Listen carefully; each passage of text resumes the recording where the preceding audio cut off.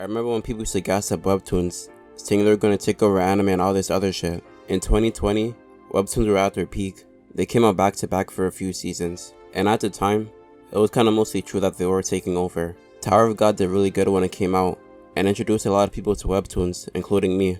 Before Tower of God, I don't even think I knew what Webtoons were. Sometimes I would see an ad on YouTube about it, but I never thought it was a whole ass ecosystem.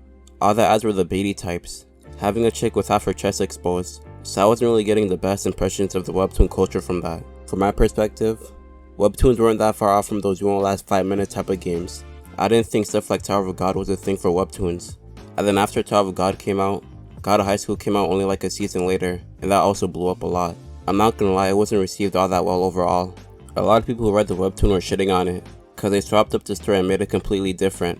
And people who only knew from the anime were also shitting on it, for having fast ass pacing. Like in one episode they go from being in a fighting tournament, to one of the niggas getting engaged, and then married, and then divorced in the same episode.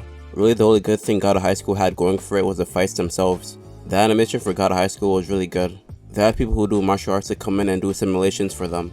A lot of thought was put into the fights, but once the fight ends, you remember how mid the story and characters are in the show. The only cool characters were Dawe, because he was the only character that kinda got fleshed out, and he got a decent backstory, and overall he was just a pretty cool character. And then the guy who was running the whole tournament, with a scar on his forehead, cause he kinda looks like a Tekken character. The tournament wasn't even really a tournament, to be honest. It didn't really feel like there was an overall mission or anything going on. They just made any and every excuse to have a fight and try to upscale it. There was the whole thing with Mori's granddad getting kidnapped, but they kinda forgot about it by episode 4. It felt like an anime with a lot of side missions, and they somehow ended up fighting deities and shit. At the beginning they did kinda make it feel like a high school type of thing, but you had middle-aged niggas joining and participating. So I don't really know how the high school part of the show comes into play. I'm not gonna lie, God of High School is actually pretty ass looking back at it now. I thought it was pretty enjoyable when I was watching it, but that was mostly for the cool fighting scenes. Looking at it past the fighting shit, there's nothing to like about it. The story was fucked up by the anime and the characters were all mid. Both only had one season, but only Tower of God was actually good enough to make me want to read the webtoon. They stopped at the best possible plot point, and revealed just enough of the story to make me want to read it. The Tower of God anime changed some stuff from the webtoon too, but it helped the anime more than it hurt it. Like same day after I finished the anime, I googled what chapter the Tower of God anime ended. God of High School was just a bunch of random shit put together to show good animation. I told myself I was gonna read it after I finished it, but 2 years later and it never really crossed my mind. The webtoon's probably at least decent.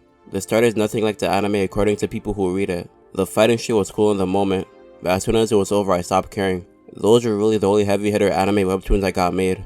They just slowly died out after that, or went back to being non-existent in animes. I only watched one more webtoon anime, and it was pretty ass if I'm being honest. If shonen is seen as a battle fighting cesspool, webtoons are just full of romance drama shit. It has more categories, but that's what it's really known for. And if I'm being honest, that's not gonna make it break the barrier and be more common for adaptations. I read webtoons, but only for a very specific series.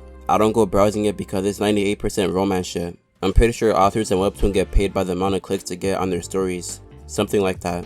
Like X amount per 1,000 clicks. So they're gonna be more inclined to put ecchi type of stuff out for people to click on. It's a more quantity versus quality market from what I see. Really there's only 2 types of webtoon MCs. The one that's handsome and gets mad bitches, or the one that's depressed and gets bullied at school. But eventually it turns into the first one anyways. There is no in between, it's either one or the other. The most popular animes are always gonna be the fighting ones. Romance is really just a small niche that not many people like. And if webtoons are gonna take over anime like people were saying 2 years ago, it's not with shit like that. But like a month ago, Solo Leveling got announced for an anime. It's probably the most successful manhwa out there.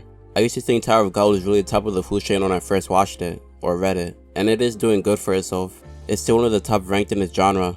But Solo Leveling is like all time type of successful. Tower of God is like One Punch Man, and Solo Leveling is like One Piece, in terms of popularity. Like it's doing really good for itself, but Solo Leveling is like top 0.1% of manhwa out there. Like a year ago, every YouTuber was trying to get a slice from the Solo Leveling hype. I wasn't even interested in Solo Leveling, and my recommended still got blasted with content about it, and now it's getting its own anime, so it's basically reviving what was going on 2 years ago. It's getting done by A1 Pictures, and if they're smart they're going to invest all their resources into the anime, because this can easily be an all-time popular kind of anime if they adapt it correctly. It's definitely going to do good for itself, but I don't know about making other studios make more adaptations.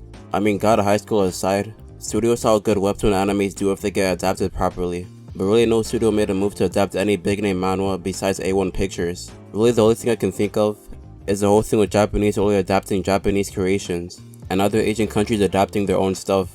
I don't really hear about it much at all, but it's kind of a thing in Japan and other Asian countries. I mean, I don't think anybody really cares, even in Japan, cause we're all getting good shit to watch either way.